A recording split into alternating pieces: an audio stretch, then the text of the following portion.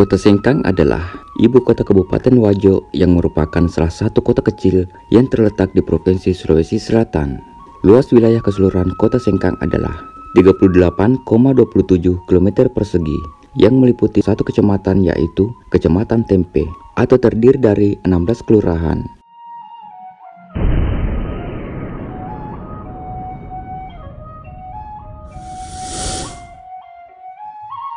Arti kata Sengkang adalah tempat atau daerah persinggahan, kedatangan, dan bersama-sama datang.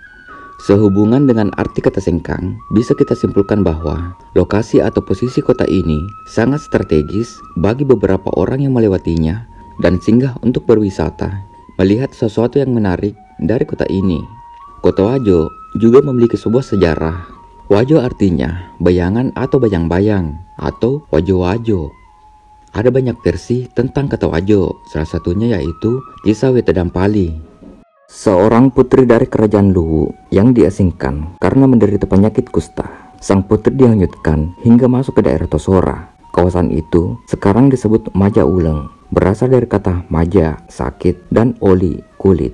Katanya yang membuat sang putri bisa sembuh adalah jilatan dari seekor kerbau belang di tempat yang sekarang dikenal dengan nama Sakoli, sake pulih, dan oli kulit. Setelah sang putri sembuh, pengikutnya yang setia membangun masyarakat baru di daerah tersebut. Hingga tiba masanya seorang pangeran Bone, ada yang mengatakan Sopeng, singgah untuk beristirahat di daerah itu. Singkat cerita, sang putri dan pangeran Bone ini jatuh cinta dan akhirnya menikah dan melahirkan keturunan-keturunan Raja Wajo. Wajo sebuah kerajaan yang memiliki sistem berbeda dari kerajaan lainnya. Sistem temurun tidak berlaku di kerajaan Wajo, melainkan elektif atau demokrasi terbatas yang berlaku di sini.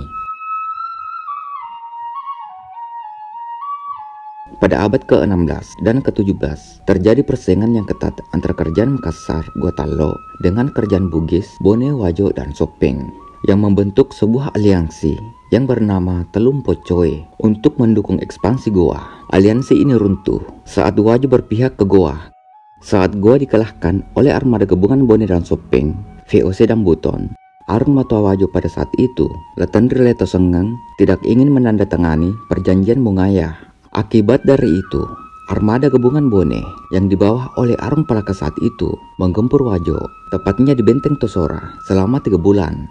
Hingga saatnya datang, Tamaduk Keleng Arung Matua Wajo, Arung Peneki, Arung Sengkang, dan Sultan Pasir. Merekalah yang memerdekakan Wajo, sehingga mendapatkan gelar Peta Pemerdekaan Wajo, Tuan yang memerdekakan Wajo.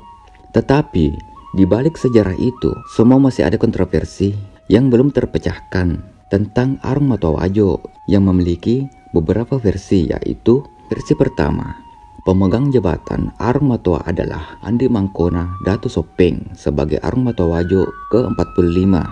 Setelah dia, terjadi kekosongan pemegang jabatan hingga Wajo melebur ke Republik Indonesia.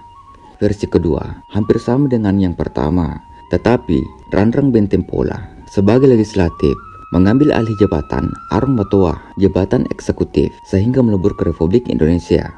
Versi ketiga, setelah luangnya jabatan Arung Matua, maka Renren Tua Haji Andi Ninong sempat dilantik menjadi pejabat Arung Matua dan memerintah selama 40 hari sebelum kedaulatan Wajo diserahkan kepada Gubernur Sulawesi saat itu, yaitu Bapak Ratulangi. Seiring berjalannya waktu dan bergantinya pemerintahan Kota Sengkang sekarang sudah berkembang pesat, mulai dari sumber daya yang ada, objek wisata, dan fasilitas yang sangat lengkap. Salah satu ciri khas dari Kota Wajo adalah sutranya. Kota Sengkang memiliki nama lain yaitu Kota Sutra. Bangunan dengan lukisan kain sutra menjadi ikon Kota Gapura Kota Sengkang. Ikon yang bertuliskan Kota Sutra ini terletak di Sempange, Poros Wajo Sidrap, Kecamatan Tanah Sitolo, Wajo. Biasanya pengendara singgah sejenak untuk mengambil gambar karena bangunan itu ciri khas Wajo sekali. Karena terkenal dengan sutranya, Wajo memiliki sebuah perkampungan sutra yang terletak di Desa Pakanna. Desa ini sangat cocok dikunjungi karena menjadi salah satu pusat sutra di Wajo. Hampir semua penduduk di desa ini adalah pengrajin sutra. Selain itu, di desa ini juga terdapat showroom yang menjual berbagai macam kain tenun sutra, sehingga para wisatawan bisa melihat langsung bagaimana cara menenun benang sutra menjadi sebuah kain. Cara menenun di desa ini masih menggunakan alat tradisional dan para wisatawan juga bisa melihat dan belajar langsung cara menenun sutra.